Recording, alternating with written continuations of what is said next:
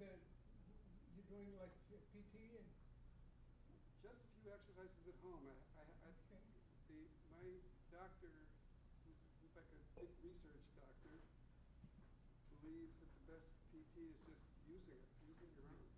yeah, And so I have a few stretching exercises, but those didn't even kick in until 6 weeks out. oh, okay, I'm playing. Yeah. I didn't know that I was playing at this point. Yeah, she's not now, but she still is kind of hospice adjacent because she's still working with a lot of others and helping them stay now. So she has had a couple of clients who have gone the way of all people. And so, yeah, I mean, her hospice experience has definitely come in handy in helping me Yeah, out sure. in those moments. I mean, So, Kay was visiting us, because she was I actually in mentioned memory care. surgeon last time I saw him, maybe a couple Okay. after this. And in the back of her car, she's got all these briefs and all kinds of things. She carries around with her. Briefs, not like legal. No, I'm sorry, yeah. It took me a moment, but that's. I know, I realize I couldn't, but I just. yes, I took me to the but I had to write her too. Depends, so I. Pretty confused.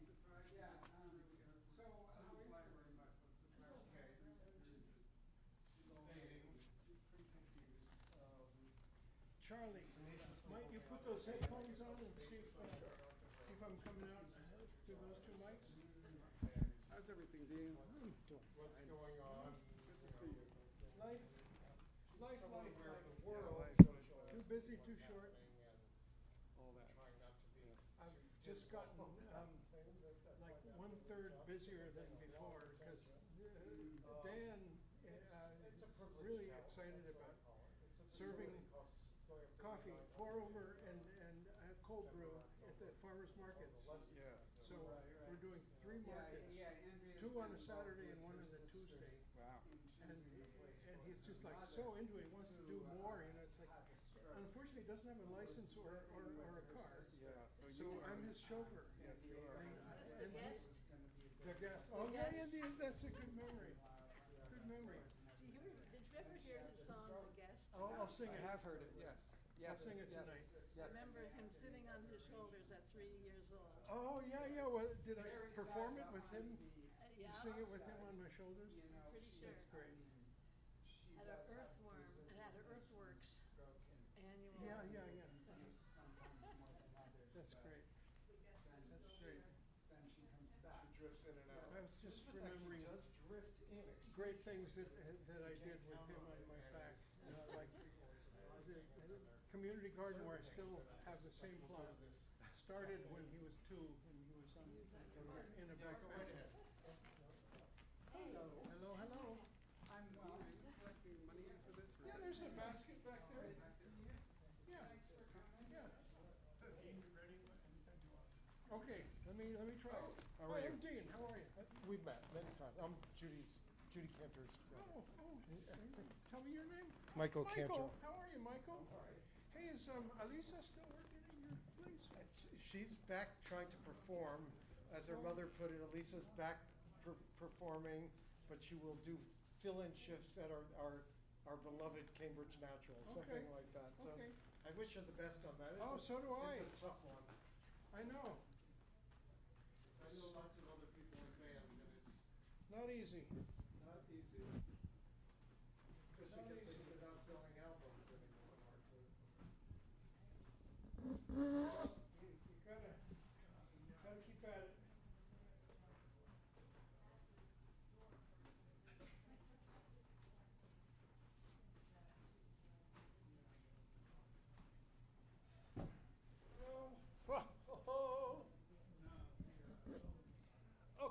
Okay. Can you hear me? It sounds like we could turn up the green on the PA behind you, Charlie. The green channel.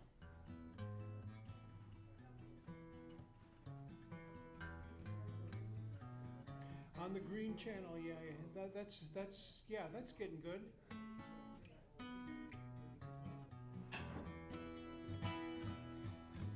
I think that's good. I think we're fine.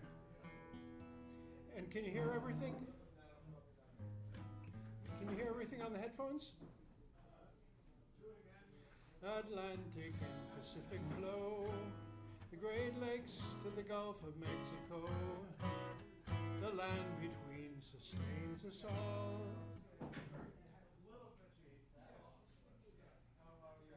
A little bit more of something and less of something?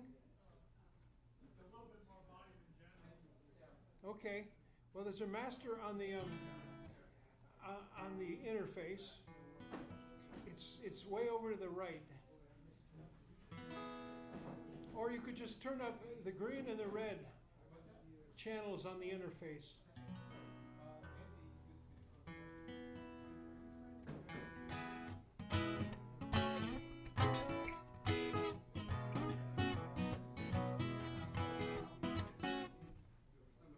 Good?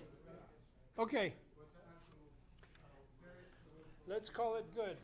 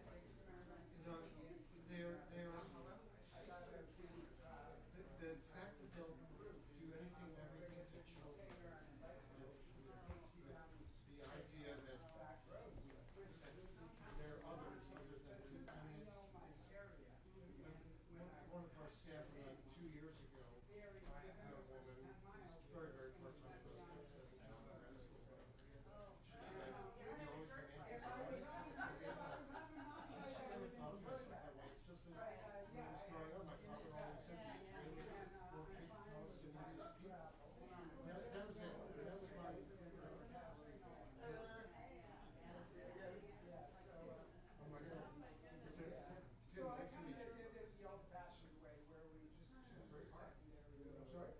I'm sorry? How far? Somerville.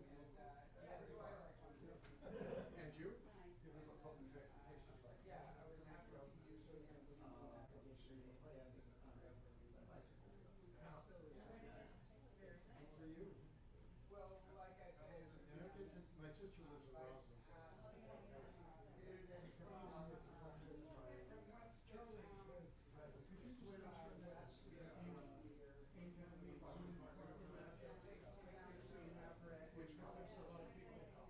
Oh, yeah, that's pretty good. Try Union Square in Somerville. For the sake of the online audience that outnumbers us, shall we start on time? Really good. Oh, yeah, my sister lives in Roslyn. Sister and mother-in-law. They're actually just coming back from Spain as we speak.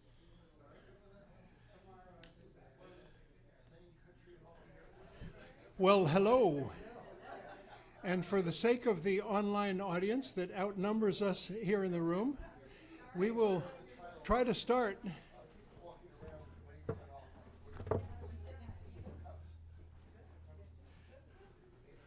Welcome, everybody. And welcome to Community Church. What we call this our second annual Andy Davis storytelling bicycle tour. It's a treat to have him back, and we'll see you on the 10th annual, right? In only 8 years. We'll be here. We'll be waiting for you. And they'll be out there in cyberspace watching you. I saw a bunch of people on the YouTube and a few people on the Zoom, so welcome everybody. And I'm going to do a song or three to start you out. I was thinking patriotic. I hope you saw the flag that we have out there.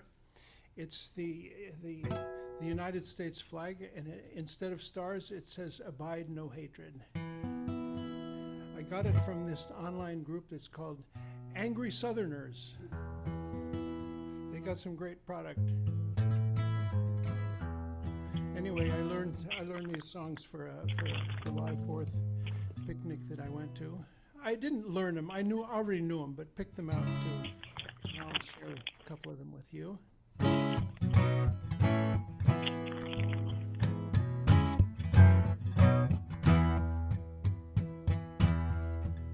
Atlantic and Pacific flow, the Great Lakes to the Gulf of Mexico, to the Gulf of Mexico, to the Gulf of Mexico.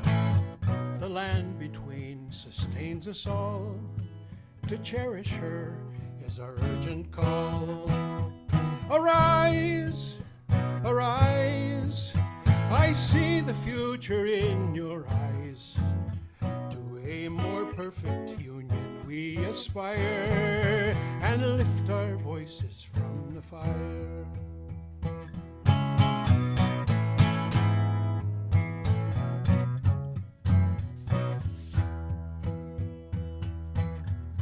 We reach these shores from distant lands.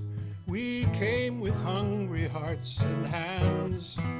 Some came by force and some by will, to the auction block and the darkened mill. Arise, arise, I see the future in your eyes. To a more perfect union we aspire, and lift our voices from the fire. Ooh.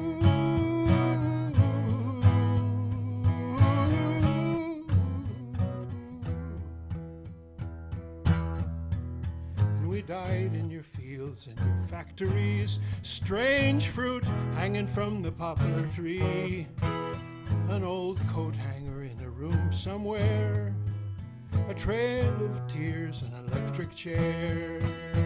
Arise, arise, I see the future in your eyes.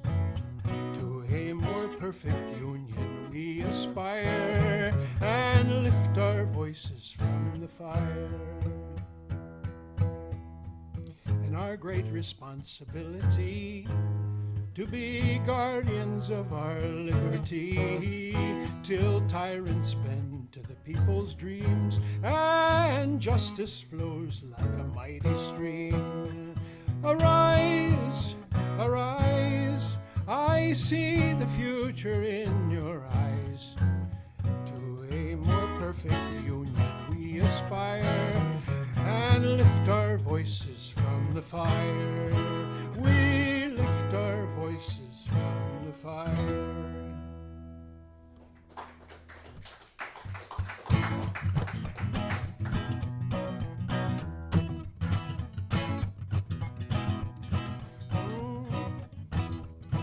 Are you gonna be ready when the revolution comes?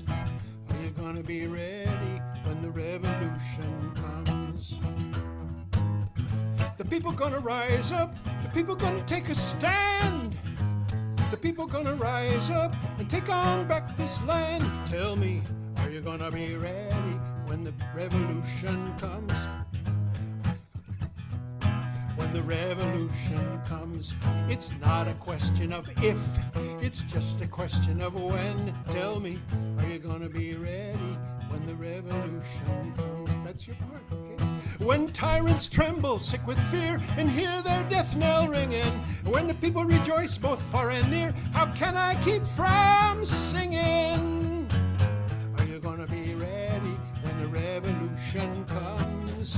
Are you gonna be ready when the revolution comes? It's not a question of if, it's just a question of when. Tell me, are you gonna be ready when the revolution comes?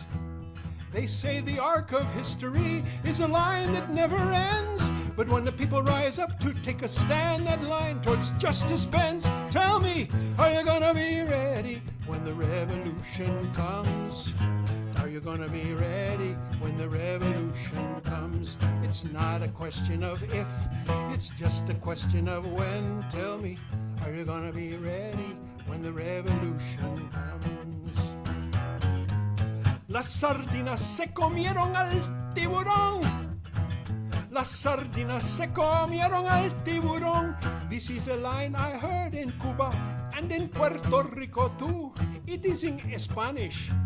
And may I translate it for you? I will. It says, the sardines ate the shark. It says, the sardines ate the big fat shark. Yum, yum, yum, yum, yum, yum, yum, yum. Se comieron al tiburón. Yum, yum, yum, yum, yum, yum, yum, yum. Se comieron al tiburón. Are you gonna be ready when the revolution comes? Are you gonna be ready when the revolution comes? It's not a question of if, it's just a question of when. Tell me, are you gonna be ready when the revolution comes? It's coming, it's coming, it's coming, it's coming, it's here. Just kidding. But I know that it's very near, so we must believe, we must work hard, we must have faith, we must be strong. Soon it will come and we will find out why the good change takes so long. Are you gonna be ready when the revolution comes? Are you gonna be ready when the revolution comes? It's not a question of if, it's just a question of when. Tell me, are you gonna be ready when the revolution, when the revolution comes? Thank you. Thanks, thanks, thanks.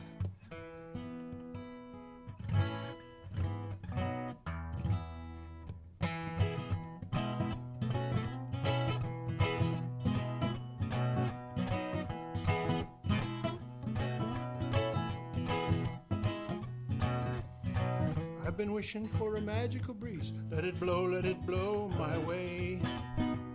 Hear it swishing through the tropical trees. Let it blow my way. Let it blow my way.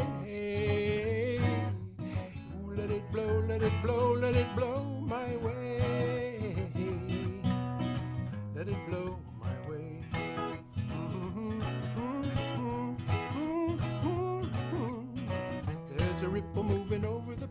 let it blow my way. Like a signal from the great beyond, let it blow my way, let it blow my way. Let it blow my way. Let it blow my way. I've been trying to fly my kite for a long time. Keep on trying 'cause I think I just might catch a breeze this time.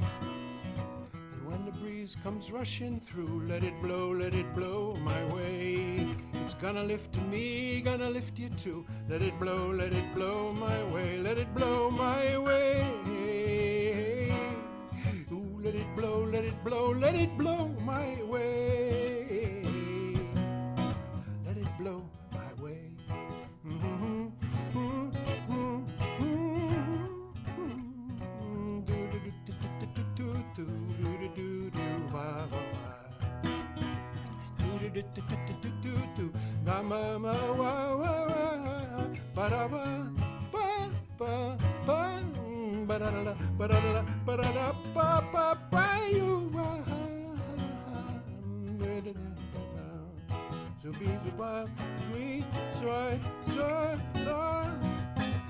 I've been trying to fly my kite for a long time. Keep on trying 'cause I think I just might catch a breeze this time. And when that breeze comes rushing through, let it blow my way. It's gonna lift me, gonna lift you too. Let it blow my way, let it blow my way. Ooh, let it blow my way. Let it blow my way. Ooh, let it blow my way. Let it blow my way.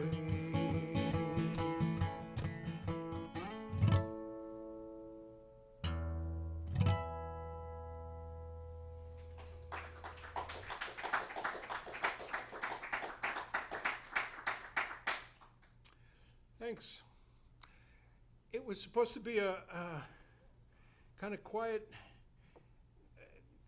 moment at the end of church season for us here, and it turned out to be pretty sad and unquiet. We lost one of our board members and had two events, sort of a shiva right after he passed, and then a just overloaded memorial for him. There were so many people here.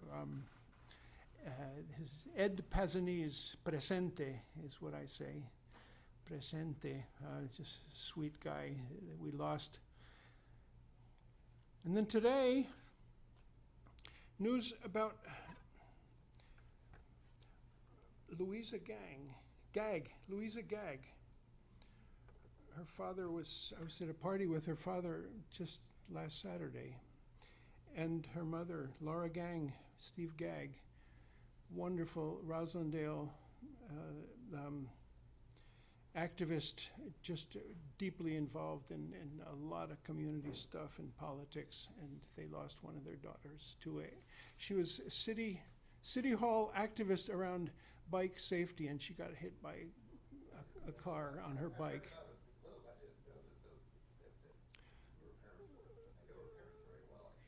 You know Stephen and Laura, yeah. It's just, I just had to kind of get that off my chest right now, and by way of, introducing, I don't know what. I think I'll sing this song for, another friend who I've been trying to get a hold of, Tom Pacheco. Wonderful songwriter. I visited him in Woodstock, New York in May, and not well, and after writing like thousands of great songs. I think I'll sing you one of his songs, and I'll sing it as a prayer for him and for the parents of Louisa Gag. This is called Shadow of a Seagull.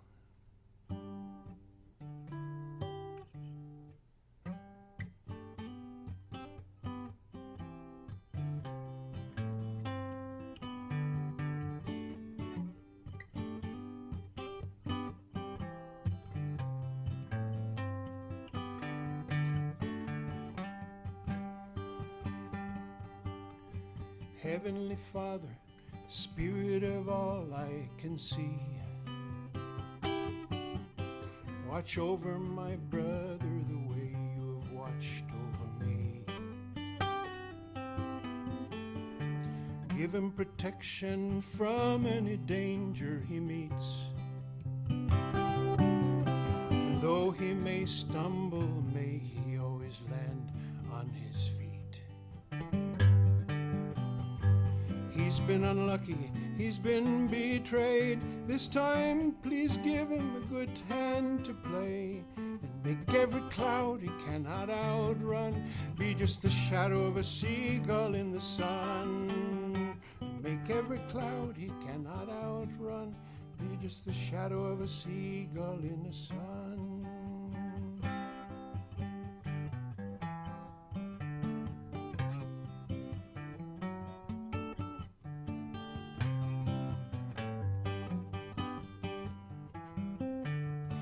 I have been worried knowing he's out there alone,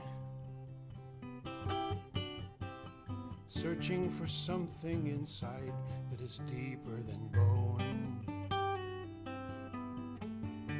How can somebody suffer so much for so long before they believe there's no reason at all to go on? Show him his value to his own eyes. Give him the wings that will help him to fly, and make every cloud he cannot outrun be just the shadow of a seagull in the sun. And he has taken far too many falls, worked so long and hard just to lose it all. Every crop he planted would not yield.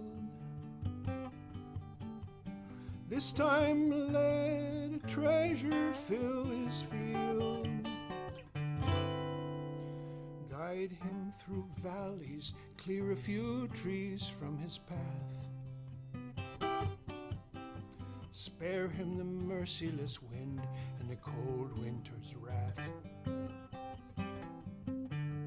Lead him to some place of beauty where healing can start, and let the moon rise off the river and into his heart. Let him find purpose, let him find peace. From every prison may he be released, and make every cloud he cannot outrun be just the shadow of a seagull. Let him find mercy, let him find peace. From every prison may he be released, and make every cloud he cannot outrun be just the shadow of a seagull in the sun.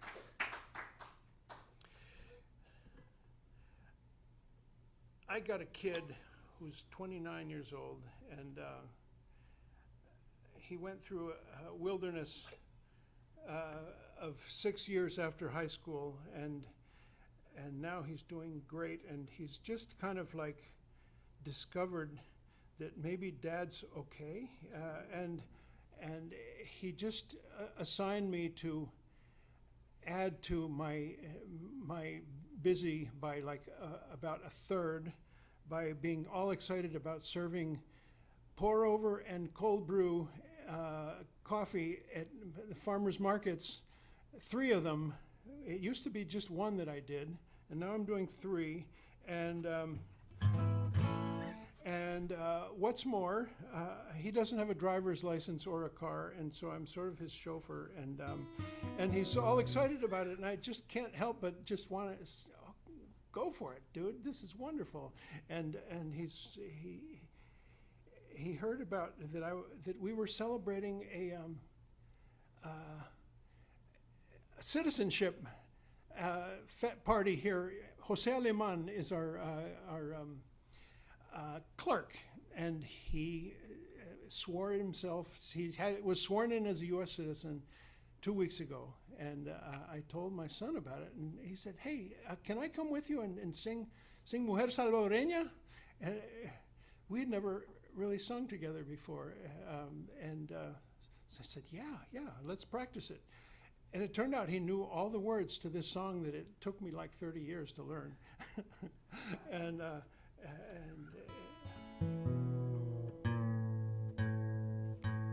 So we sang it for Jose and his party of people who were here, which included Sarah Slive, his former partner, wonderful Vermont activist and interpreter like you wouldn't believe, and her mom and his son Elias. And anyway, we sang this song, and it came off pretty well, and so maybe it's part of the first number in our repertoire together. The song is called Mujer Salvadoreña, and it's a tribute to the repopulated refugees that came back to after being in refugee camps in Honduras and came back to resettle and rebuild villages. And it's a struggle I've been part of for 35 years now. 1991 was my first trip there.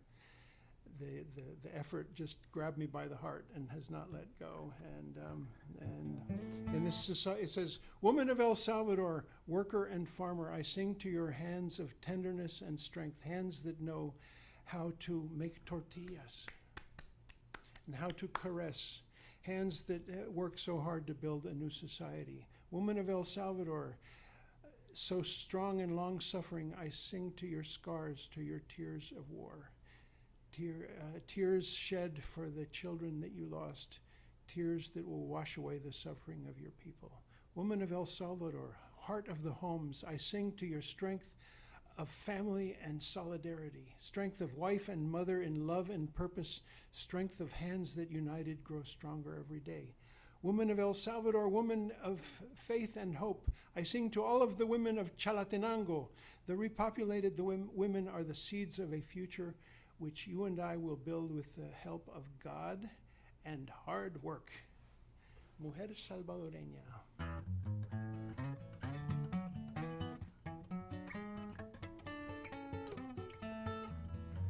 Mujer salvadoreña, trabajadora y campesina, yo le canto a tus manos de ternura y valentía.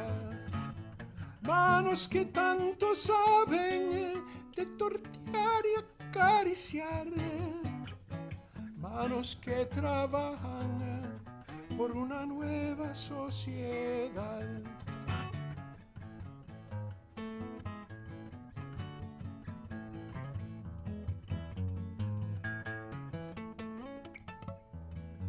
Mujer salvadoreña, tan valiente y tan sufrida, yo le canto a tus llagas, a tus lágrimas de guerra, lágrimas derramadas por los hijos que perdiste, lágrimas que lavan el sufrimiento de tu pueblo.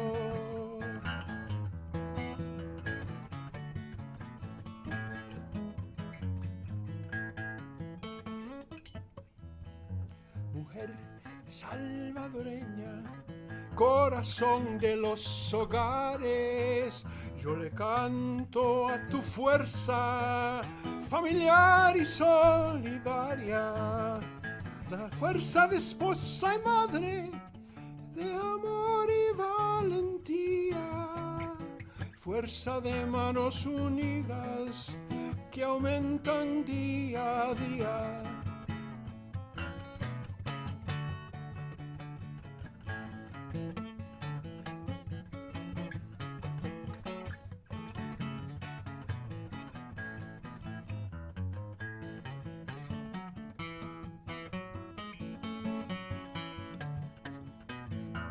Mujer salvadoreña, mujer de fe y de esperanza, yo le canto a las mujeres de todo Chalatenango.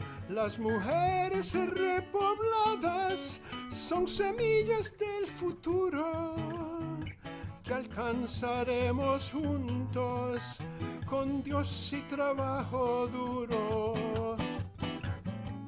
Las mujeres repobladas son semillas del futuro que alcanzaremos juntos con Dios y trabajo duro. El trabajo es duro, pero sigue para adelante. ¡Que vivan las mujeres de El Salvador! ¡Y los hombres también!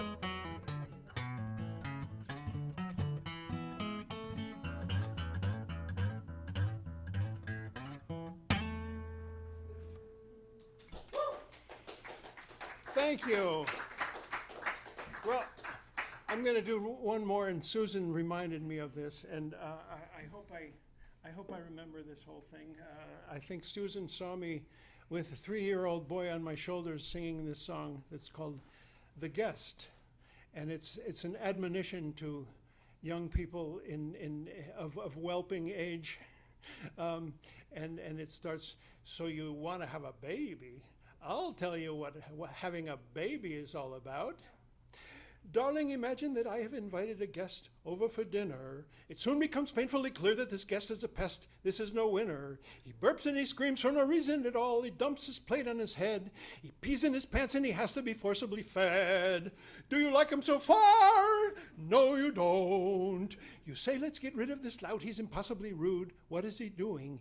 He crawls on the floor and he burps and he screams in the nude. What is he chewing? He topples a lamp and he shatters a vase, and when he's reduced you to tears, well, then I inform you he's staying for 21 years.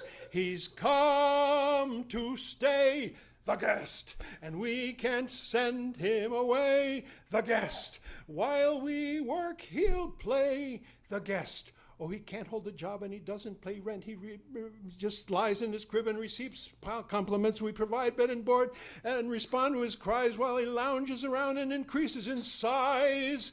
And our neighbors and relatives tell us we're blessed to play permanent host to the guest, the guest, the guest, the guest, the guest, the guest, the guest, the guest, the guest, the guest, the guest, the guest.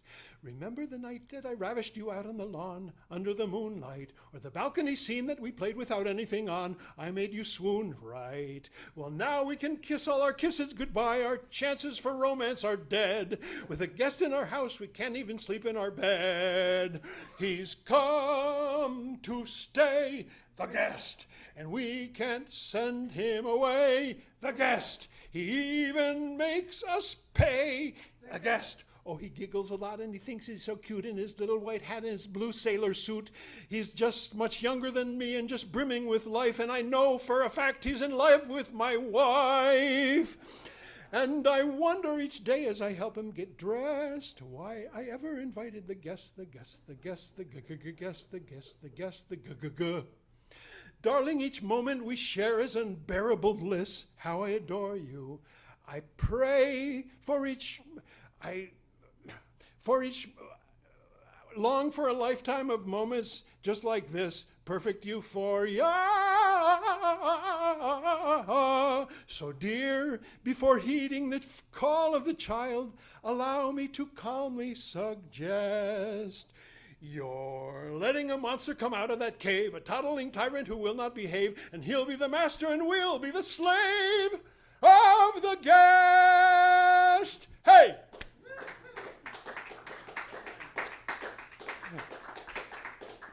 That was written by Bill Burnett, who soon after that, he and his wife had a child. And with that, I would like to introduce Andy Davis. Are we going to take a break or just go straight up? Let's just go straight on. There's beverages out back and some sweets and a basket that will gladly take your donations of any size. Thank you, and thanks, Andy, for gracing our place here again, and take it away.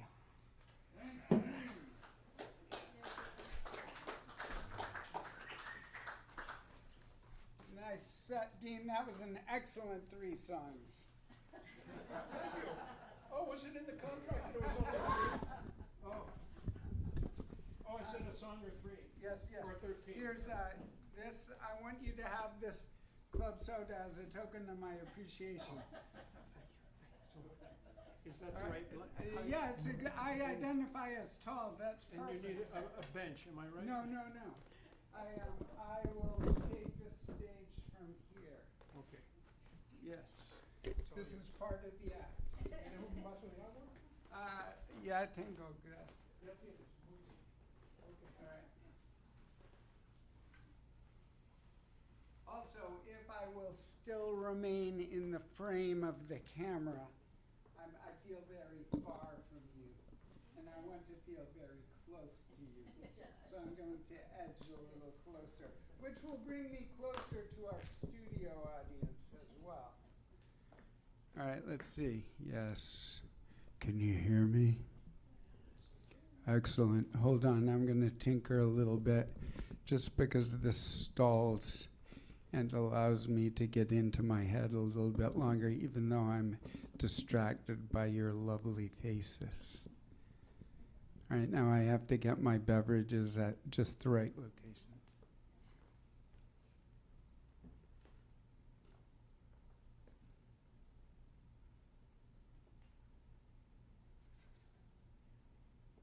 Without spilling any.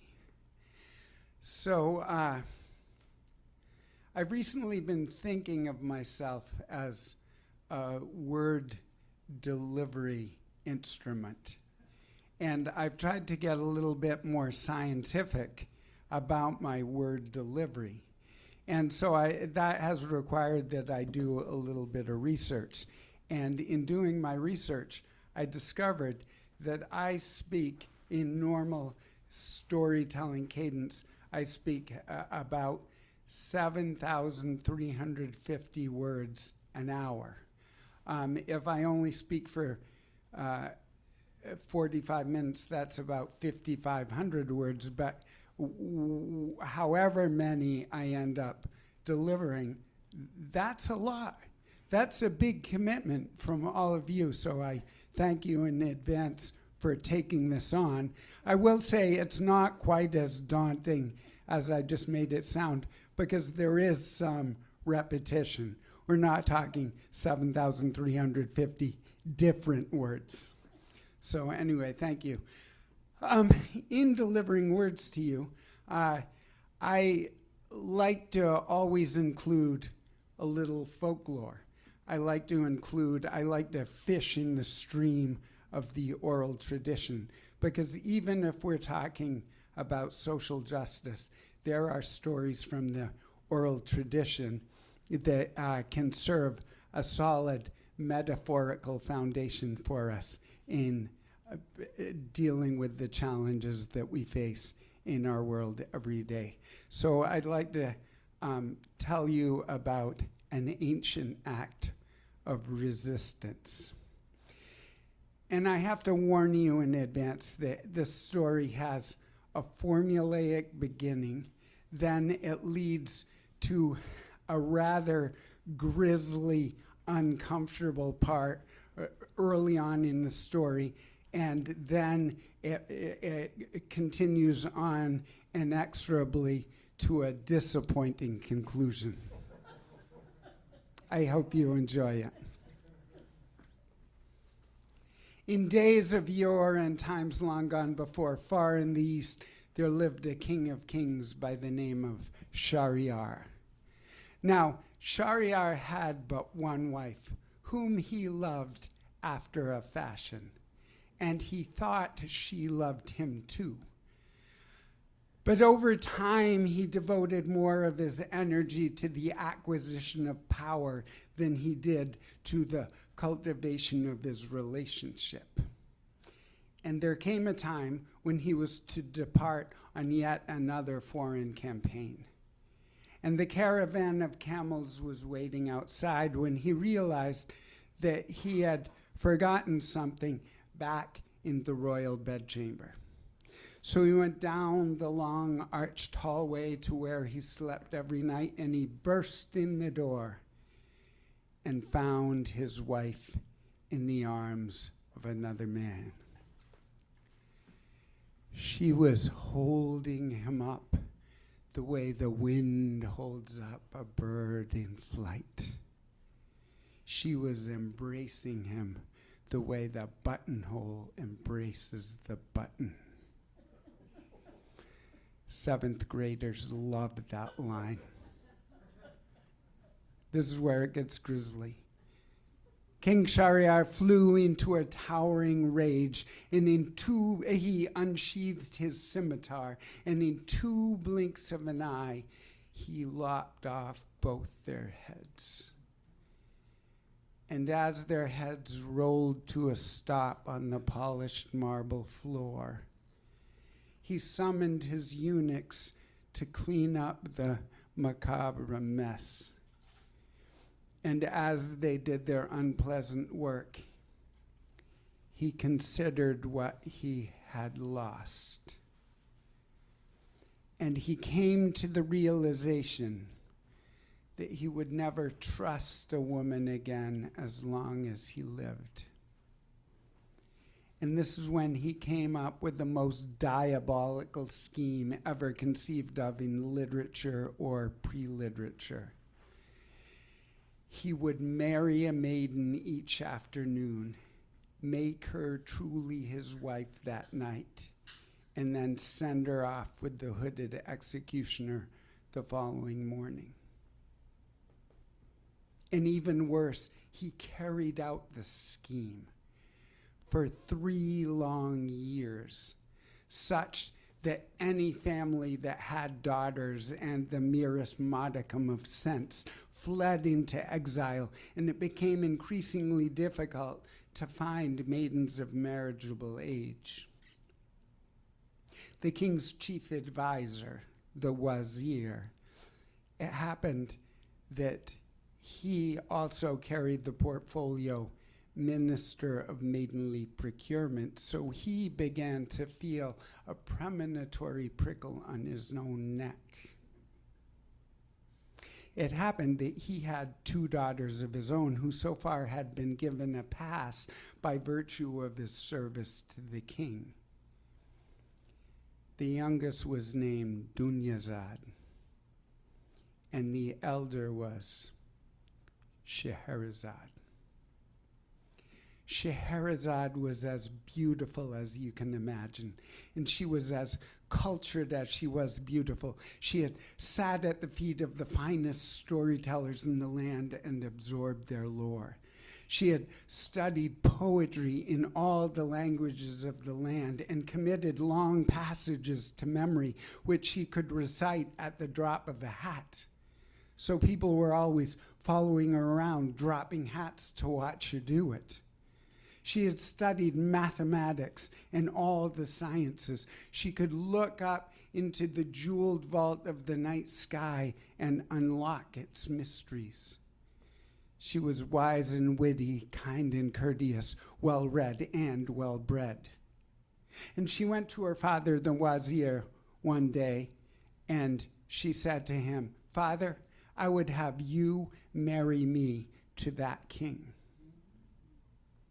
And at this point, the wazir responded, according to the Richard F. Burton translation of the 1001 Nights, with words that will come in handy with any of you who ever have to deal with a recalcitrant teenager or a friend who's about to do something dangerous. He said, "O scanty of wit, expose not thy life to this peril."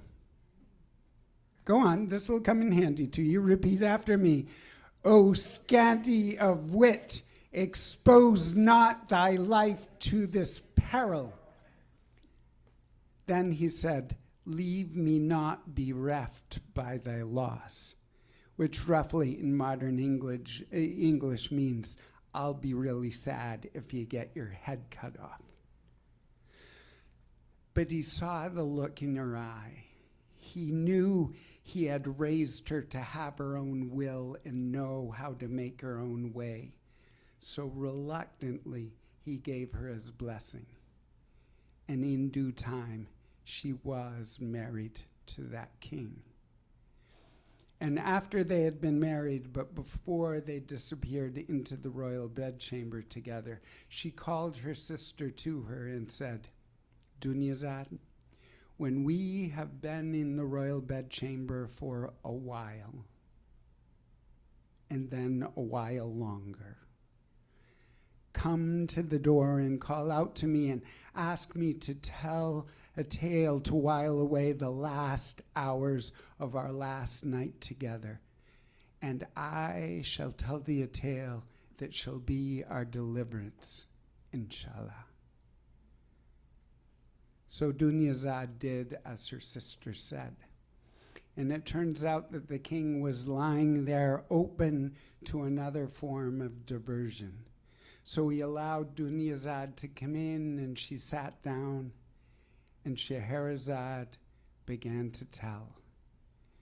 She told a story that lasted all through the long hours of that night. And the story was unfinished in the morning when the first rays of sunlight lit up the golden threads in the tapestry on the bedchamber wall. So the king allowed her another day of life that she might finish the story the following night, which she did. But then she began another, and that second morning she left that second story perched atop another cliff. And that's how it went for 1,001 nights. Scheherazade created for as long as the king had killed. She's told stories of wit and wisdom and wonder and adventure. And at the end of that time, she came before him with the 3 children to whom she had given birth in that time. They weren't just telling stories. One was walking, one was crawling, and one was at her breast. And she asked the king to release her from the threat of death for the sake of the 3 children they had together. And the king responded, "O Scheherazade, I had already long ago forgiven thee." And here's where we come to the disappointing conclusion of the story. See, she stayed with the guy. They got married again, this time for real, a wedding that lasted an entire week, with the tables piled high with all the abundance and delicacies of the land. All manner of libations were drunk. There were all kinds of entertainment, storytellers and musicians and mimes and mountebanks, whatever they are, all to distract us from the uncomfortable fact that she stayed with the guy. But the only peace I can find in this conclusion is by remembering what Scheherazade had done, how time and time again she had cast a spell on his right brain and his heart. Time and time again she had pulled him out of the tormented confines of his own mind and taken him other places and showed him other possibilities. So she had changed him, transformed him, transmogrified him into another person, or at least another character. Such are the possibilities of storytelling. Long live our great-great-great-great-great-great-grandmother Scheherazade, Alhamdulillah.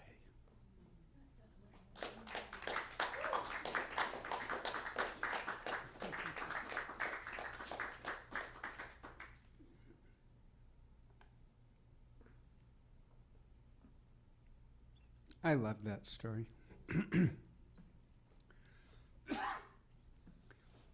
So here's another story that I love how the arts feed each other. Could I see a show of hands of anyone who knows of the work of the artist Robert Shetterly? So Rob Shetterly. Excellent, excellent, good idea, good planning. So Rob Shetterly, I met on the day Chomsky spoke at World Fellowship. I think it was like 2009. And his friend, now I'm blanking on his name, sorry, friend, from the coast of Maine, asked if he could bring an artist friend along who was doing this series of portraits. So Rob had begun this series entitled Americans Who Tell the Truth at the beginning of the Iraq War. He was feeling such rage and powerlessness that before he had been primarily a surrealist. And the world was getting a little too surreal, and so he was finding less solace in that work. So he decided if he could just paint portraits that would tell the story of people from this country who had stood up for what's right in the face of and spoken truth to power. So he started with a mix of historical figures and current activists, and at this point the series is well over 300 portraits. They're about this high and this wide. We had the privilege of hanging, they still hang them at World Fellowship, about 8 of them every summer. And it was a pleasure for me every spring when I would call up Rob and talk about having the portraits again, and he would ask me to select. And I was always learning about new people in addition to inviting old friends to hang on our walls again. They have very arresting gazes, almost everyone. They look out at you and their eyes kind of follow you like the Mona Lisa or something. And they kind of tend to, even though they're all very different, they all kind of tend to say, at least to me, so what have you done today, Andy Davis? So anyway, that's all to say that Rob Shetterly introduced me to the character in the story, the main character, whom I hadn't known until I saw her portrait show up. A young black woman wearing a cap and gown and staring out at me from the wall of World Fellowship. So about 30 miles east of Appomattox Courthouse, where Robert E. Lee surrendered to Ulysses S. Grant to end the Civil War. At a bend in the Appomattox River sits the little lumber and tobacco town of Farmville, Virginia.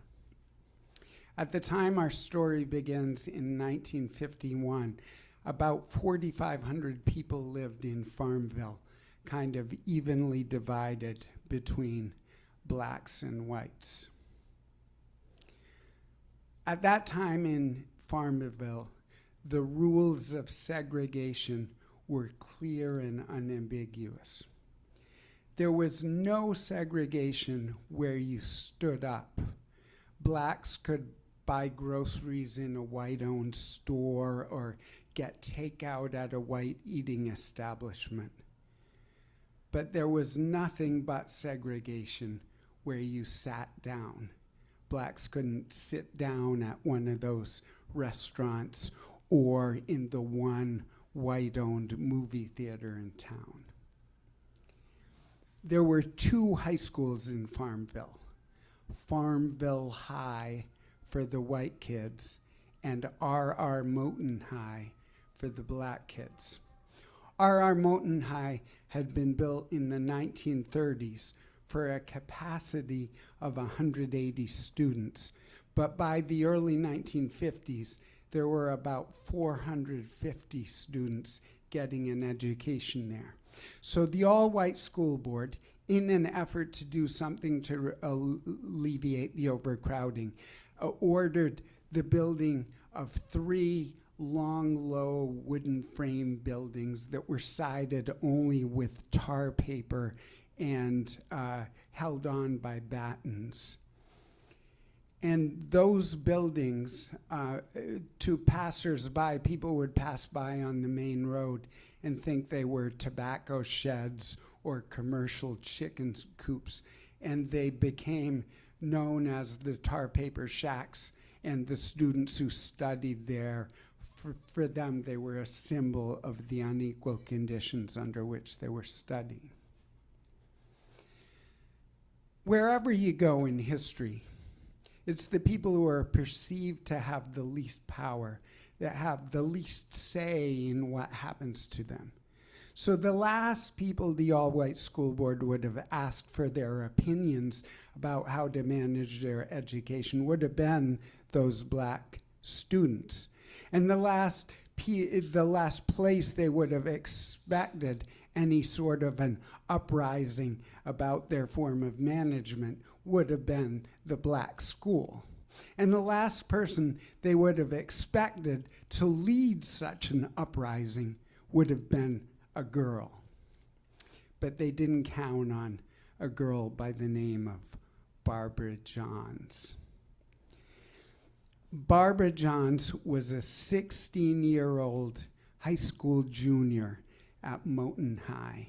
She was very intelligent. She was involved in all kinds of student activities, including the student council, which had given her the opportunity to visit lots of other schools and see how they did things and see what they had available. And everything she saw led her to believe that everything they had at Moten High was slipshod and second-rate and hand-me-down.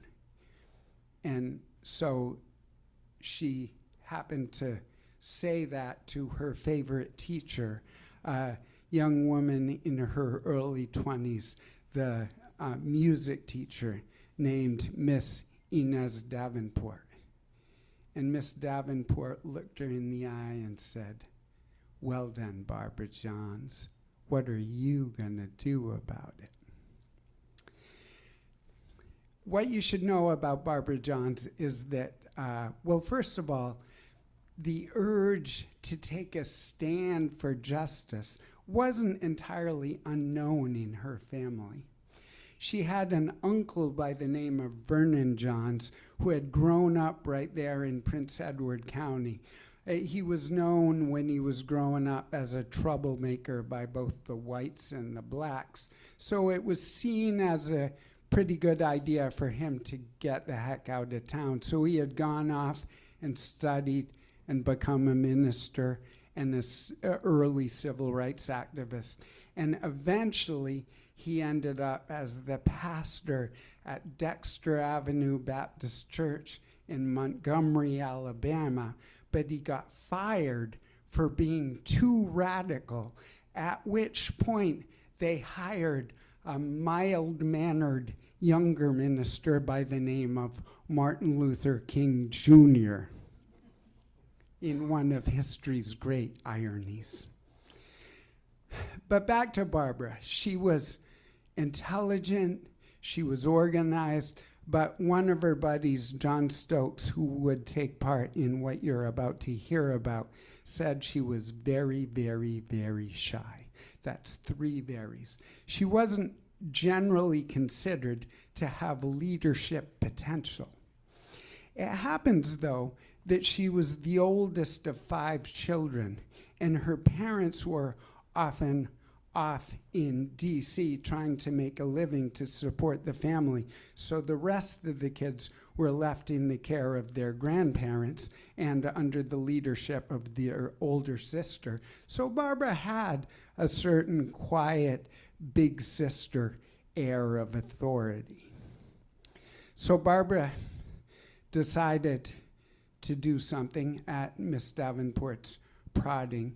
So she began in the fall of 1950 to meet periodically out on the athletic fields behind the bleachers with a small but growing committee of other students. They met every couple of weeks, and each time she told the other students to bring another student who could be trusted. John Stokes, in a later interview, said, "It was top secret. It was like the Manhattan Project."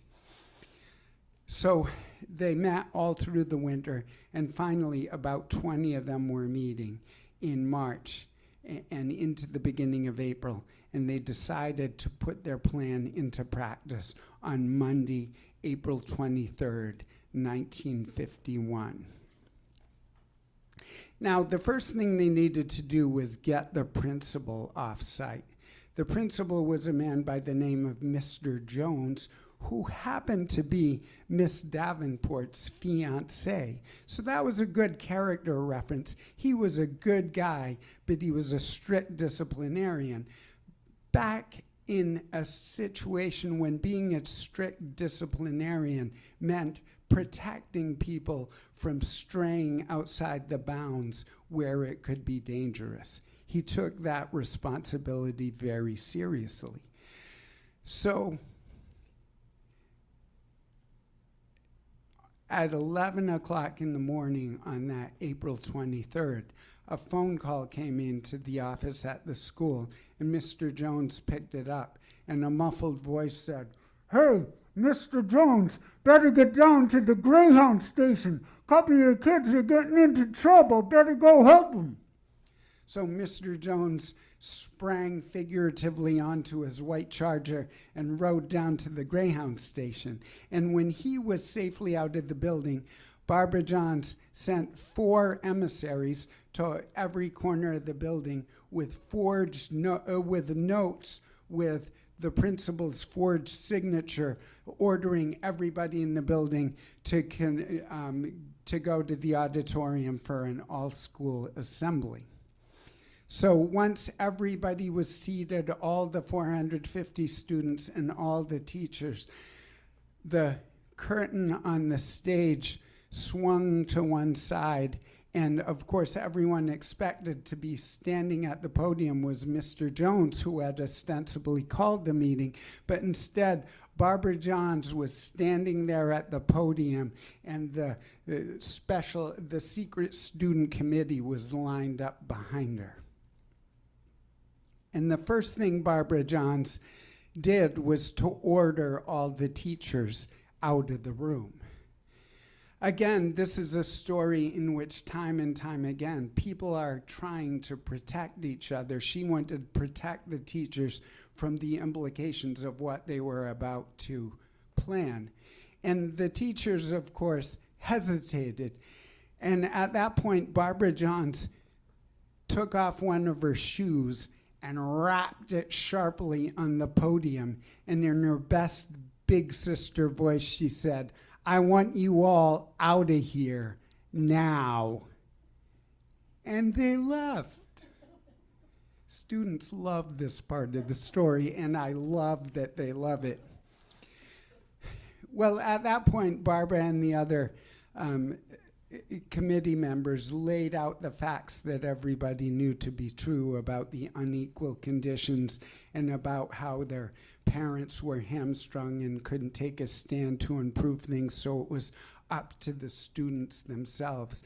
And Barbara called on all the students to join her in a walkout to protest the unequal conditions.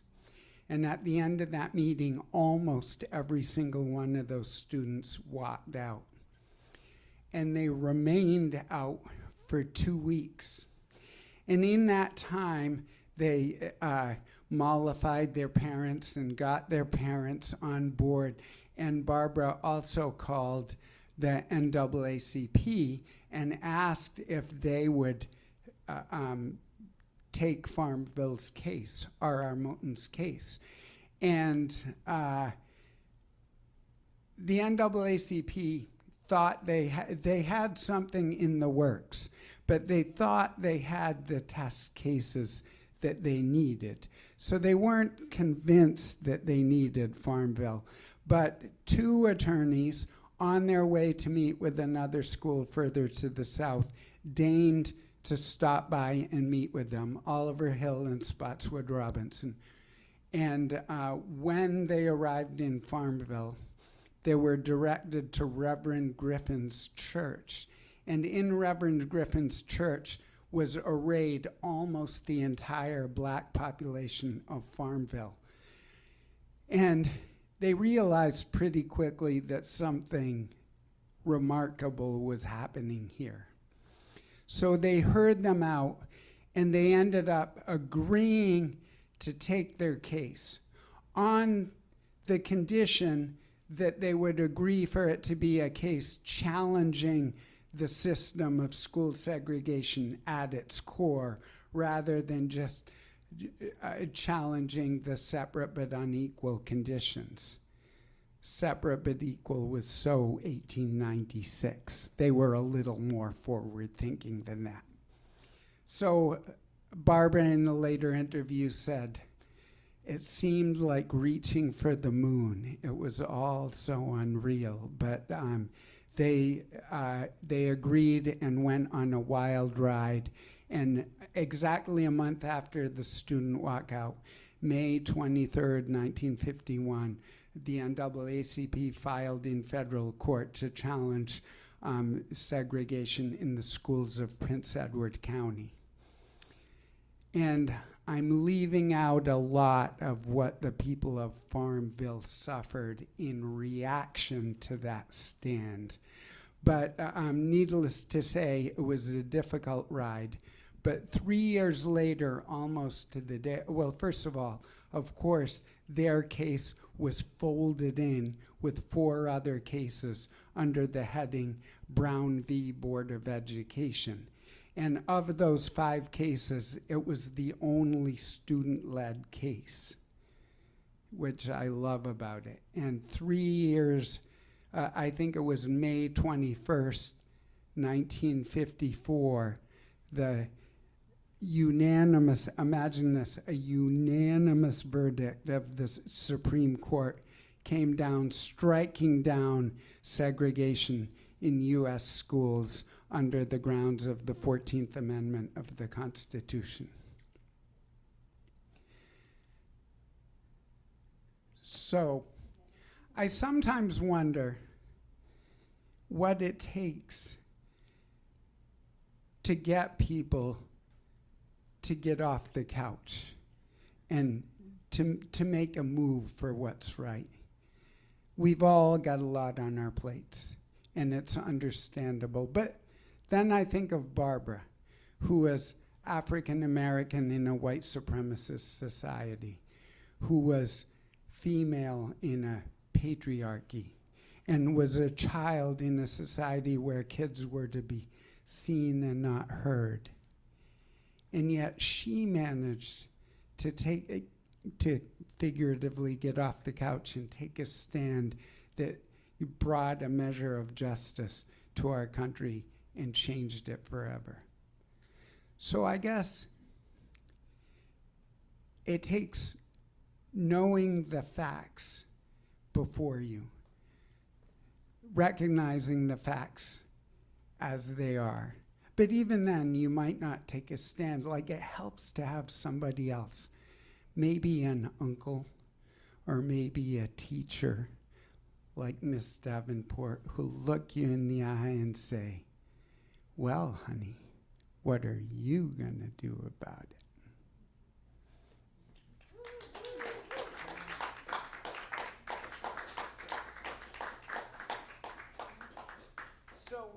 One of the things I love about this story in particular, and stories like it, like sometimes stories from history get a little bit static and we think they're just staying the way they are.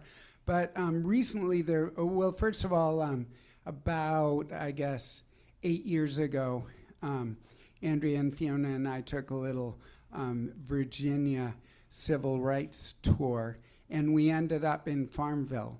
R.R. Moulton High is now the Civil Rights Museum of the state of Virginia. So we got to sit in that auditorium.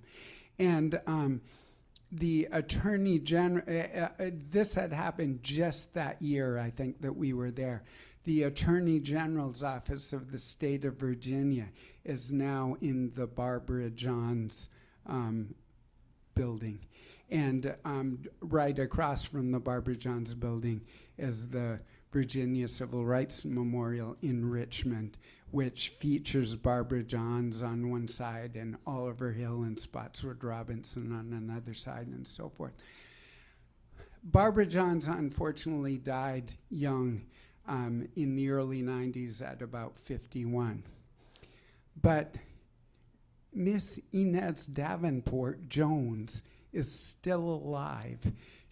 Last year she celebrated her 100th birthday. She spent most of her career in Virginia Beach, and then just a few years ago moved down to Atlanta. But last year she came back to Virginia Beach for her 100th birthday. Another wonderful part of the story is that you may know that there's a hall of statues in the US Capitol, and each state gets to have 2 statues in the hall. And until recently, who do you suppose were the 2 statues representing the state of Virginia? Yes? And we'll get there. No, George Washington and Robert E. Lee. But about after George Floyd was killed, the Robert E. Lee statue was toppled and removed from the Capitol. But it wasn't until last year that an 11-foot statue commissioned with a Maryland sculpture of Barbara Johns standing at the podium was installed.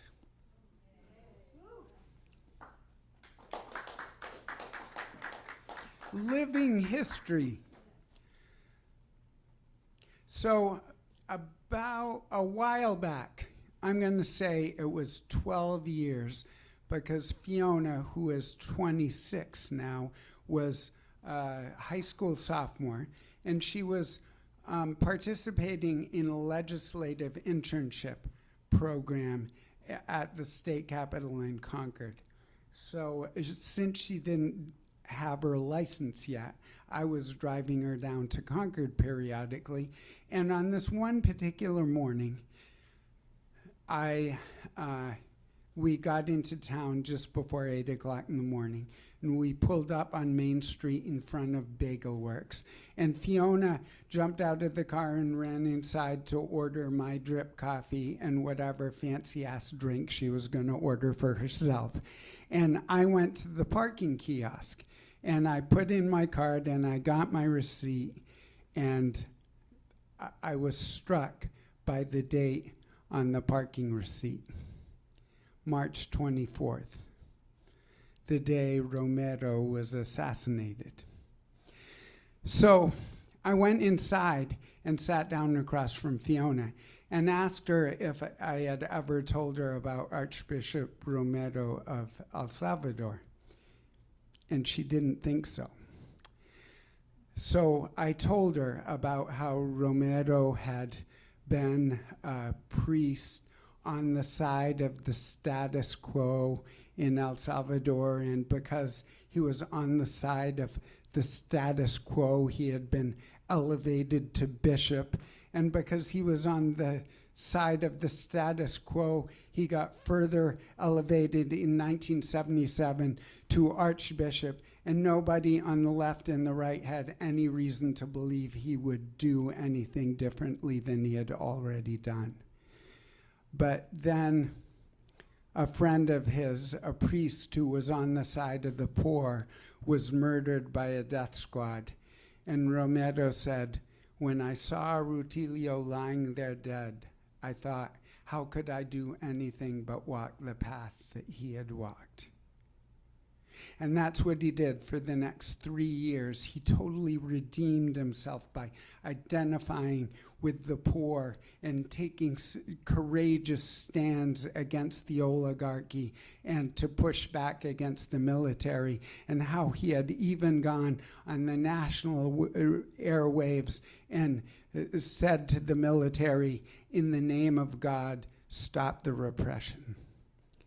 And I told her how on this date, March 24th, 1980, he had been shot dead while consecrating the chalice, celebrating Mass. And how in a country the size of Massachusetts, 250,000 people had attended his funeral. So when I finished, Fiona said, Papa, what made you the way you are? I mean, I know you and you did human rights work in Guatemala, and that's where you met Mama, but was there any one thing that changed you, like when Romero saw his friend lying there dead? So I told her this story.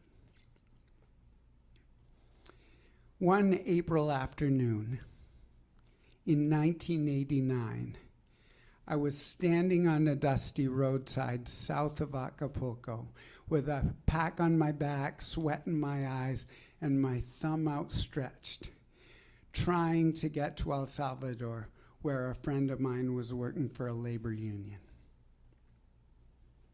Finally, a vehicle pulled over.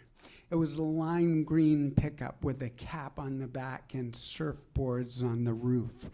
And behind the wheel and in the front seat were two young guys about my age from Southern California, Gabe and Steve, who were hitting every surfing hotspot from Baja to Costa Rica.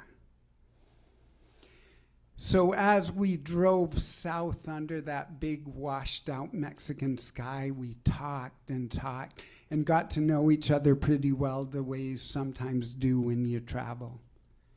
And they shared with me the mystical fascination that surfing held for them. And they asked me what was taking me to El Salvador. And I told them about my friend that was working in a labor union, and then of course I couldn't help ranting about how our government was spending $1 million a day to kill nuns and peasants in that little country. And Steve, who wasn't much older than me, if at all, took on the tone of a patronizing older brother who was trying to save me from making the same mistakes he had made. When I uttered one more trope about how really we're all connected and we ought to act as such, he started shaking his head and he said, man, when I'm on my board paddling out past the breakers looking to catch the next wave, that's when I feel connected. Don't waste your time with politics, Andy. Nothing ever changes. Well, they took me all the way to La Libertad on the Pacific coast of El Salvador, which is less than an hour from San Salvador. Picture this: a whole village of shaggy bronze surfers living in a convincing version of paradise, while all over the country every morning tortured bodies are turning up on roadsides. But they told me it had the best right-hand point break this side of Hawaii. The next morning, I went out to Punta Roca to see them do their thing, and I marveled at how they skillfully balanced on their boards, carefully staying above the turmoil, and I could see the attraction. But I was on a schedule. I had a bus to catch into the capital. The headquarters of Fenastras was on a quiet side street, very close to the center of the city. It was in a converted warehouse building, and you entered through kind of a garage door constructed of heavy gauge metal painted black. And once you got inside, immediately inside there were a couple of stoves, and there were two little women with aprons making pupusas all day long for the workers who would come from all over the city to sit at two picnic tables and eat and talk politics. The place was a hive of activity because it was just a few days before May Day when, of course, there would be another march to challenge the regime. And since Fenastras had the biggest headquarters of any of the popular movement organizations, there were people from other labor unions and women's organizations and student groups spreading out their repurposed sheets on the concrete floor, spray painting acronyms and political slogans in big red and black letters. Well, when the day came, the march was magnificent. It was a success. The banners were beautiful, and we were a sea of humanity washing down the main streets of the capital, running a gauntlet of soldiers clad in olive drab, all carrying M16s. But there was no violence there that day.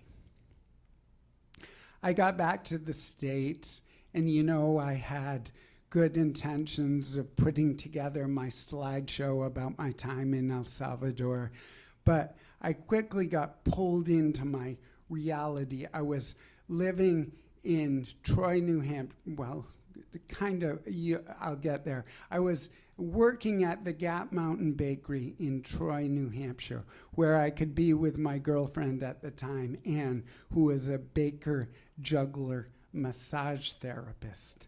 A combination I highly recommend.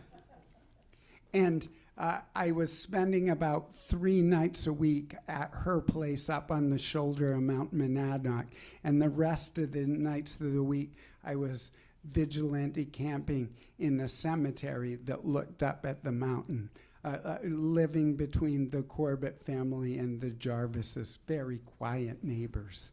Life was good, and the war in Salvador felt very far away. Well, one afternoon, Anne and I finished bagging the bread and closed up the bakery. And we went into the convenience store right next door to get a few grocery items before heading up the hill to her place. So she went to the back cooler to get a gallon of milk, and I started flipping through the Boston Globe looking at the headlines. And a small little article with a little headline on about page 6 stopped me cold.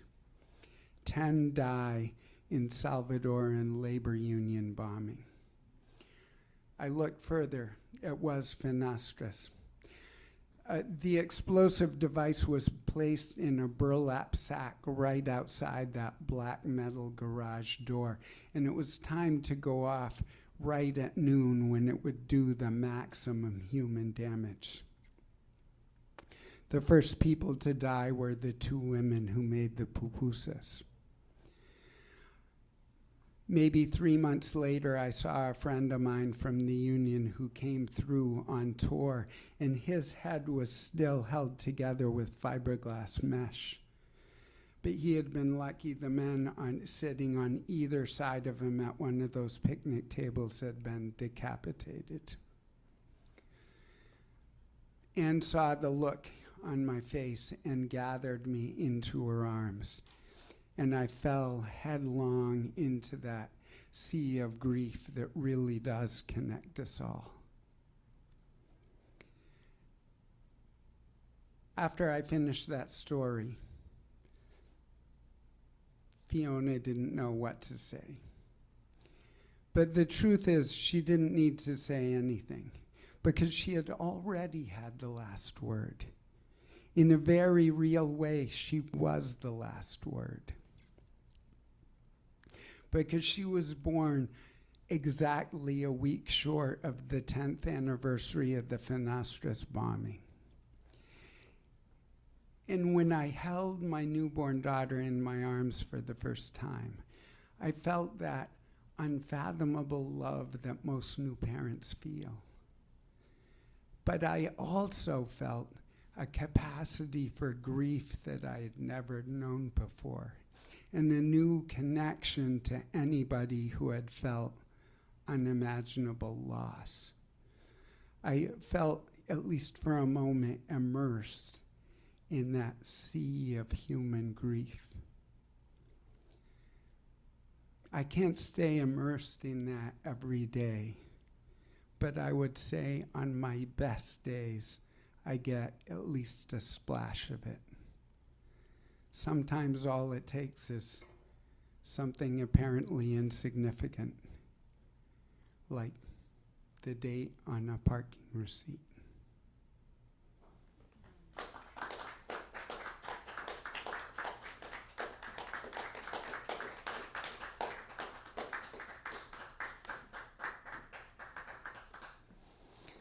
Thank you. So last time I was here, I lifted a book. I had wanted to read Eduardo Galeano's trilogy, Memory of Fire, for a long time, and I had never gotten around to it. So I got the book that covers this century. It's called Century of Fire or something. And I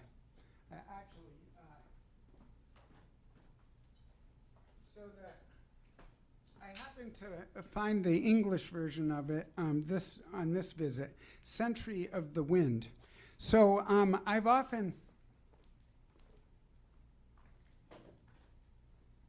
love Galeano's storytelling. I love the vignettes he offers us and the mosaic he puts together of a period of history. And so I read him also in a very self-interested way, saying, I know there's a story I could tell in here somewhere.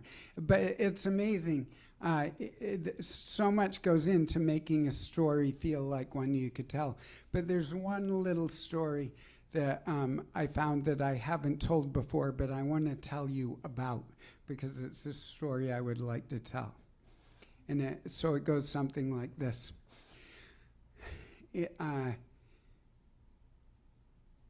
During the military dictatorship back in the 1970s in Uruguay, the political prisoners at a prison ironically called La Libertad, Liberty Prison,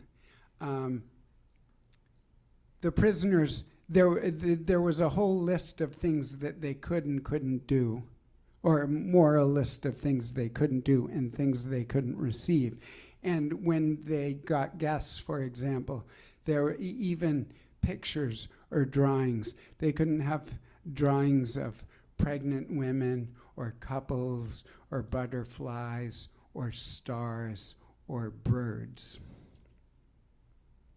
So there was a teacher imprisoned there who had been tortured, whose name was Didasco Perez. He was imprisoned for having ideological ideas, and probably as a teacher passing on these ideological ideas. Well, one Sunday, his 5-year-old daughter, Galeano just tells us his 5-year-old daughter, Milay, visited him. I think she probably came with somebody else. I don't imagine her just walking up to the La Libertad prison and knocking on the door and saying, "May I see my father, please?" But anyway, Milay was visiting him.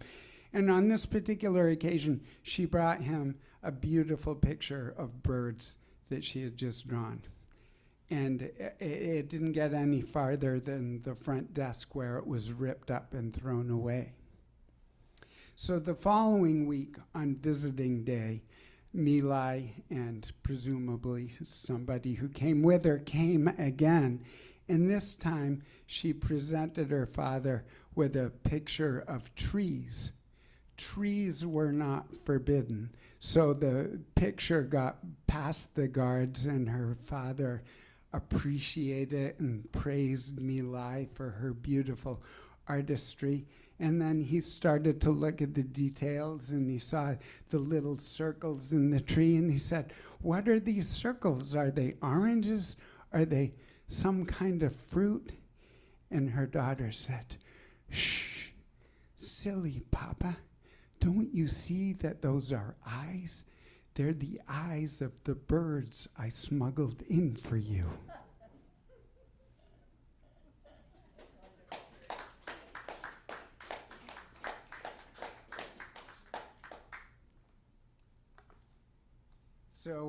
So I have a story to tell that's not so much a social justice story, but it's about how we look at things and how we consider, how we understand words or how we express words, and how that can bring us together and alter our way of looking at the world.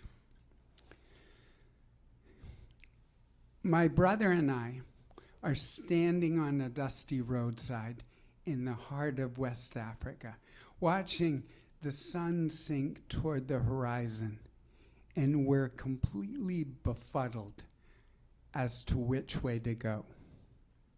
We hold up our bicycles by the handlebars and look this way and that. And it occurs to me that it's not unusual for me to get myself into a bind through improvisational behavior. But my brother usually goes into things with a clearly defined plan. Some of you know that we are identical twins.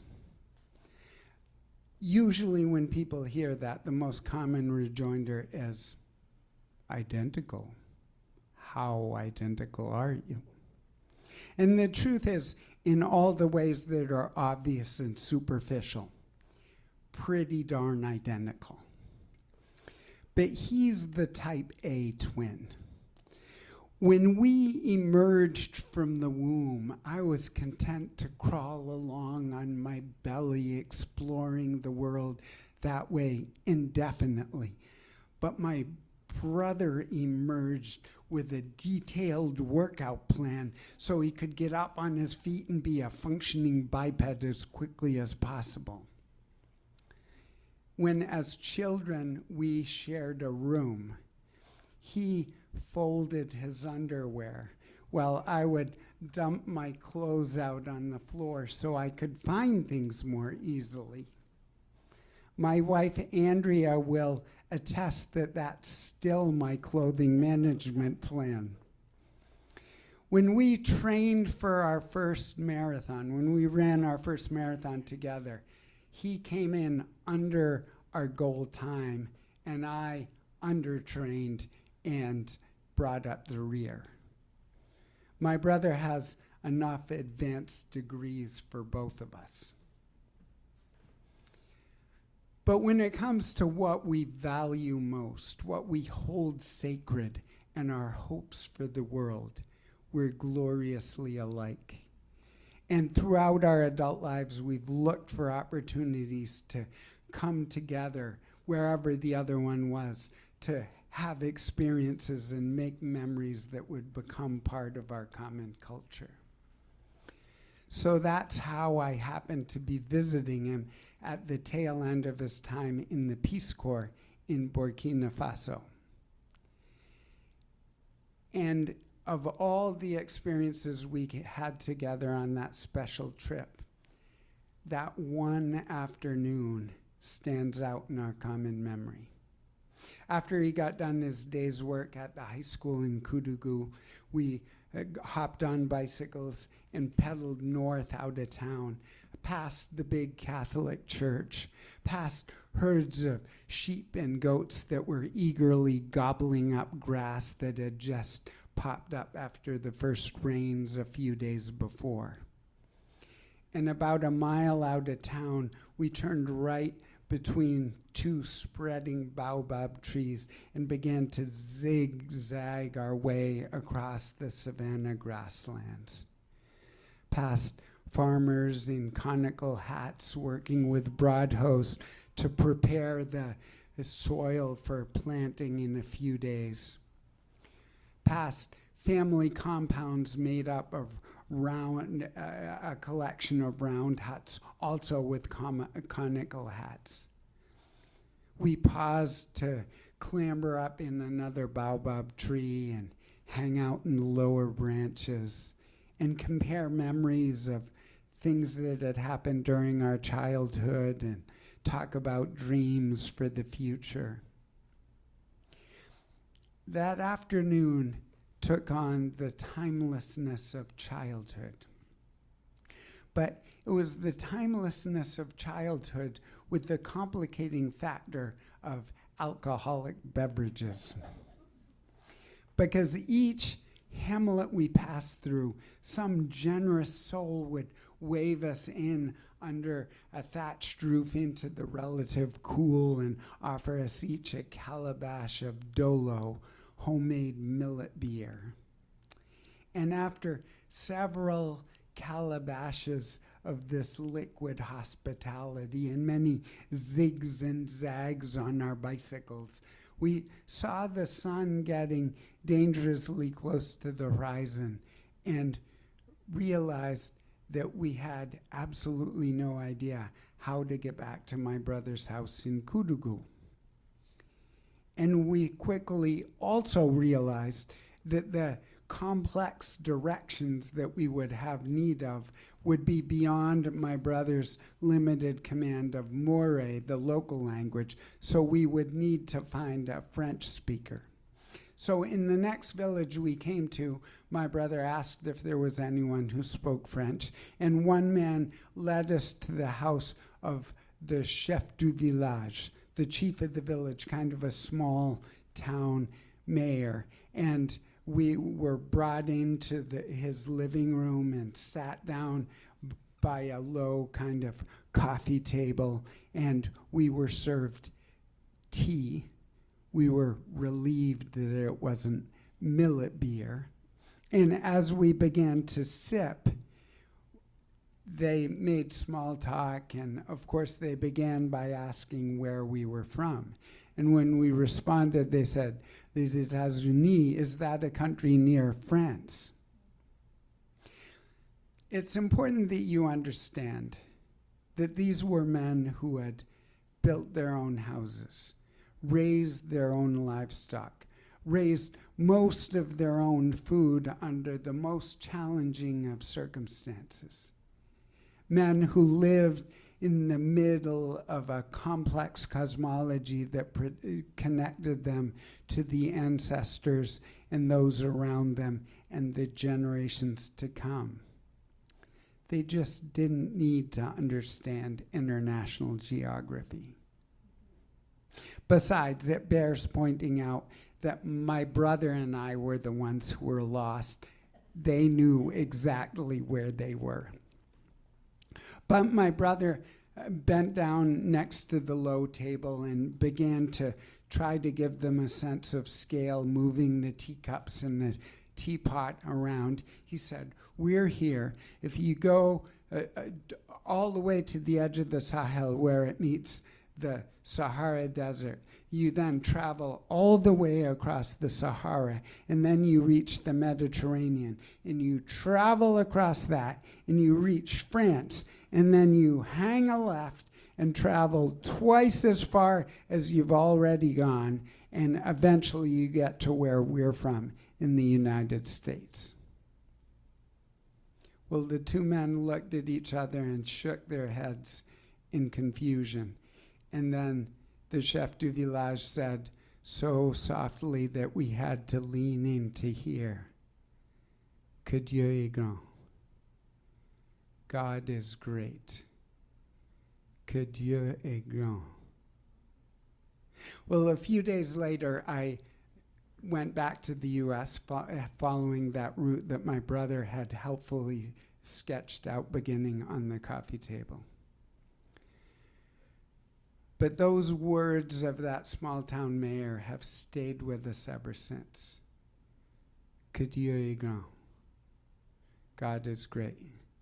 No matter how many times we hear similar words expressed with dangerous certainty by true believers and fundamentalists of all stripes, the way they were spoken that day by that man in that village as a humble expression of awe at the grandeur of creation.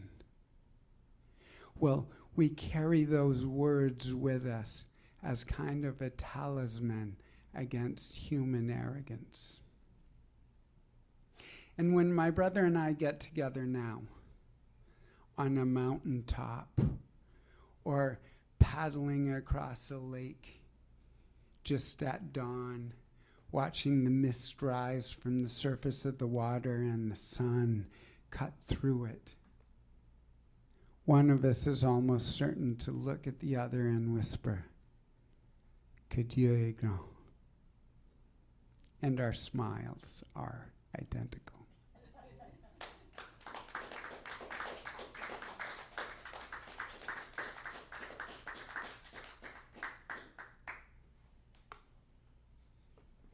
Well, how are you doing? You're the ones who are sitting down.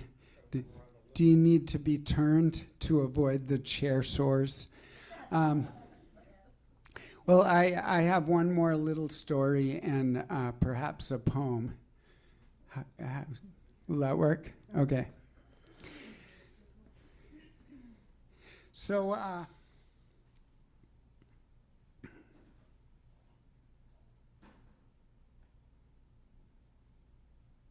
about 80 some odd years ago, in the southern part of this country, there was a little boy about 4 years old by the name of John Robert, who was growing up in the middle of a time that his parents said was a world war. But that didn't make any sense to John Robert. The only world he knew was the part of southern Alabama where he lived, where he was growing up amid tall pine trees and surrounded by cotton fields and red dirt roads. His parents were sharecroppers, and almost everybody he knew were sharecroppers.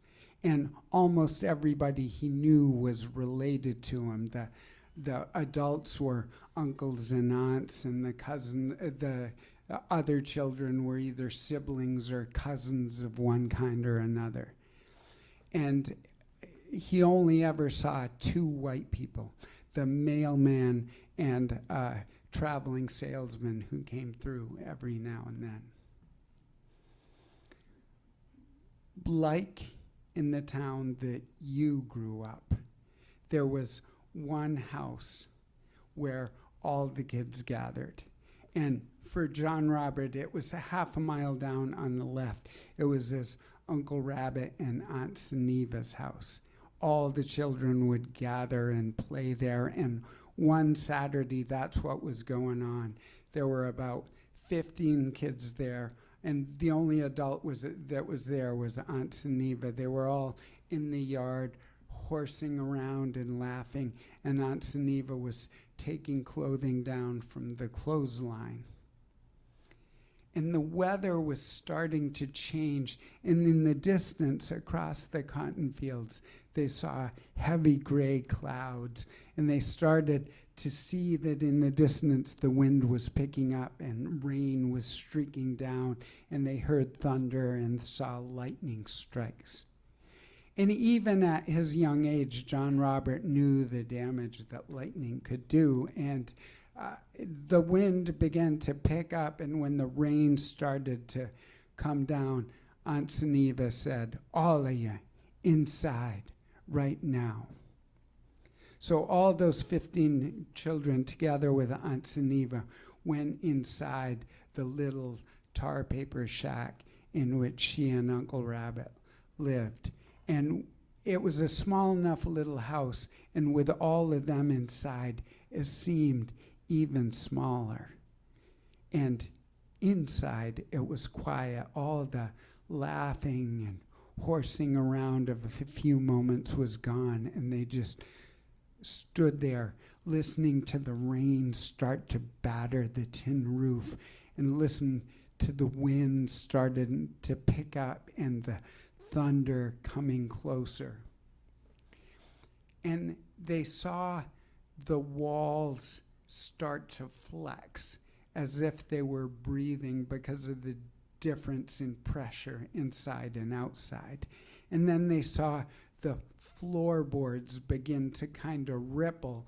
And then, to their disbelief, one corner of the little house began to pick up off the rubble foundation.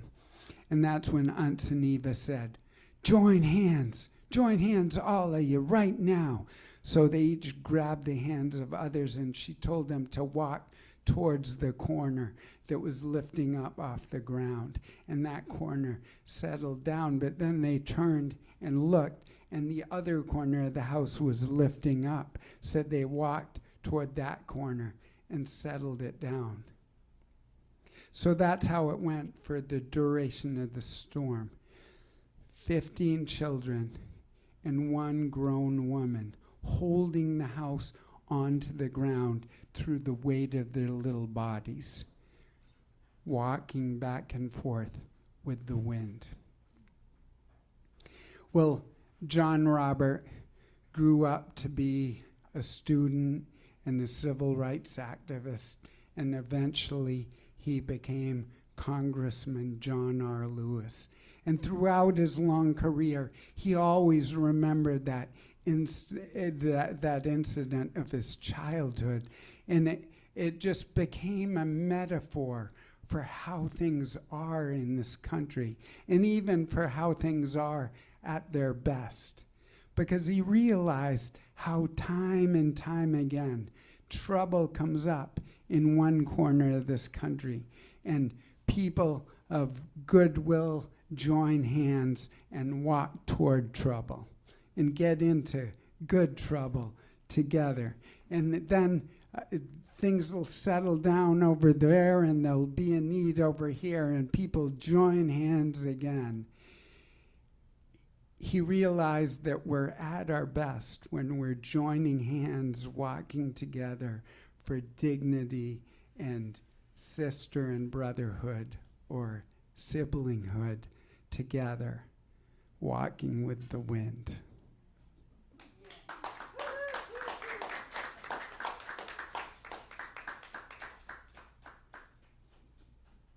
So, a poem.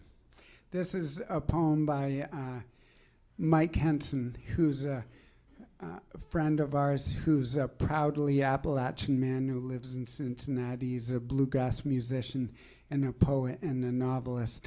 This is from a collection of his called Crow Call, and the poem is entitled A Teaching. I have been so often mute when I wanted most to have you hear me. But I have studied speech with the mole and the crow and the unsilent dead who speak to us daily with their mouths of clay and their tongues of grass as they drill us in the old and necessary lessons. And what did they teach? I have no trick for telling you all of what I think they say, but I believe that it comes to this. There is no law but that of love. That takes courage, and we often fail. Because we fail, forgiveness is basic as bread. We fail there too, and so the world is sad. If I could have the voice I wanted once, I would be your bard. I would bind you to me with firelight tales of struggle and discovery to drive back your darkness for an hour.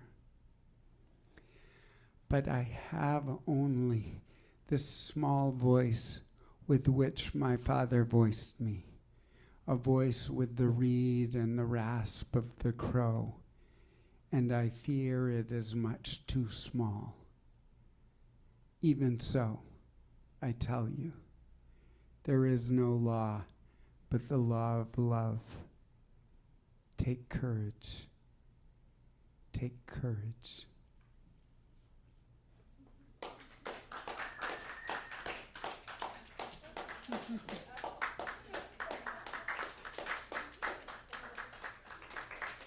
Thank you. Thank you for your kind and sustained attention.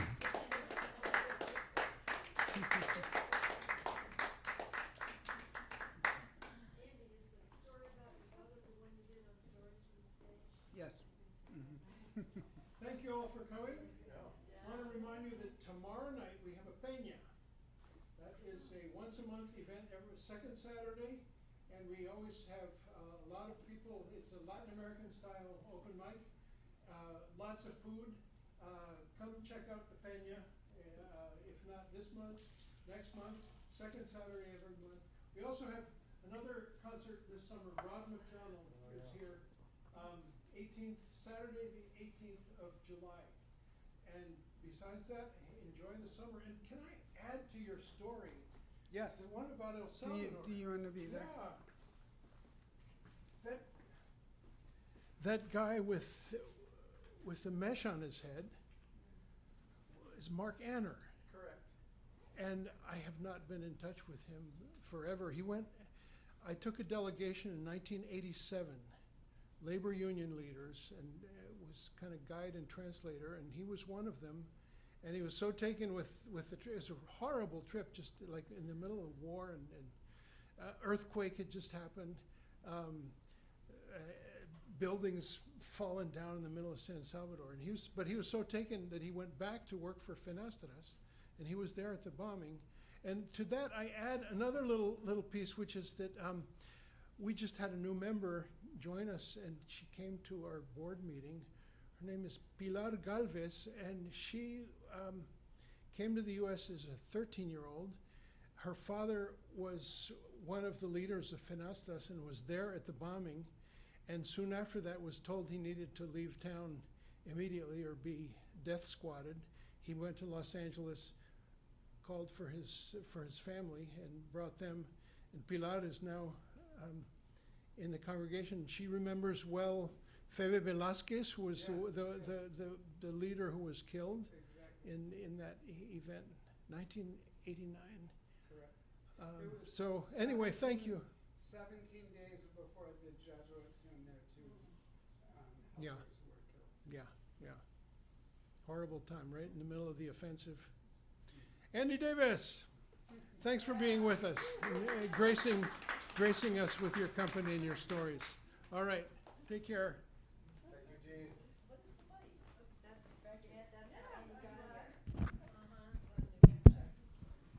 That's Andy's bike. It's going to spend